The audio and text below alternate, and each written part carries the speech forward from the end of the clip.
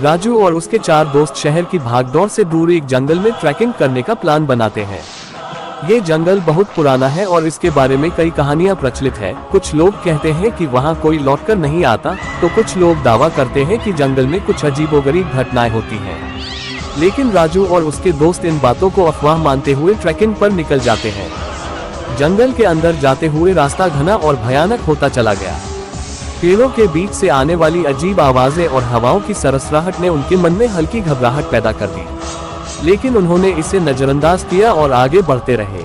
थोड़ी देर बाद उन्हें रास्ते में एक पुरानी टूटी फूटी झोपड़ी दिखाई दी। झोपड़ी के दरवाजे पर एक अजीब सी लकड़ी की घंटी बंधी हुई थी, जो बिना हवा के भी धीरे धीरे बज रही थी। चलो देखते हैं अंदर क्या है, राजू ने कहा। लेकिन उसके दोस्त अजीत ने उसे रोक दिया। इस जगह को देखकर अजीब लग रहा है, हमें यहाँ से जल्दी निकलना चाहिए। राजू ने उसकी बात नहीं मानी और झोपड़ी के अंदर चला गया। अंदर घुसते ही उसे महसूस हुआ कि कुछ तो बहुत गलत है।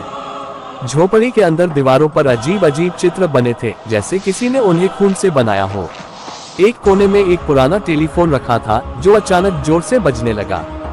राजू और उसके दोस्तों के रोंगटे खड़े हो गए। ये कैसे बज रहा है? यहाँ कोई नेटवर्क भी नहीं है, अजीत ने डरते हुए कहा। राजू ने हिम्मत करके फोन उठाया। दूसरी तरफ से एक बूढ़ी महिला की कर्कश आवाज आई, तुम लोग बहुत बड़ी गलती कर चुके हो, अब तुम्हारा यहाँ से निकलना नामुमकिन है। उसने घबराकर फोन पटक दिया। सभी दोस्तों ने डर के मारे तुरंत वहाँ से भागने का फैसला किया। लेकिन जब वे बाहर निकले तो उन्हें महसूस हुआ कि वे उसी जगह पर वापस आ चुके थे, जहाँ से उन्होंने चलना शुरू किया था। हम एक ही जगह पर क्यों लौट रहे हैं? अजीत चिल्लाया। घबराहट में उन्होंने भागना जारी रखा, लेकिन वे जितनी बार भी भागते, बार बार उसी झोपड़ी के सामने आ जाते। तभी अचानक जंगल में अजीब सी आवाजें सुनाई देने लगी, जैसे कोई उनके पीछे पीछे चल रहा हो। डर से उनकी हालत खराब हो गई थी। हमें कुछ दिख नहीं रहा, लेकिन महसूस हो रहा है कि कोई हमारे साथ है, श्याम ने कांपते हुए कहा।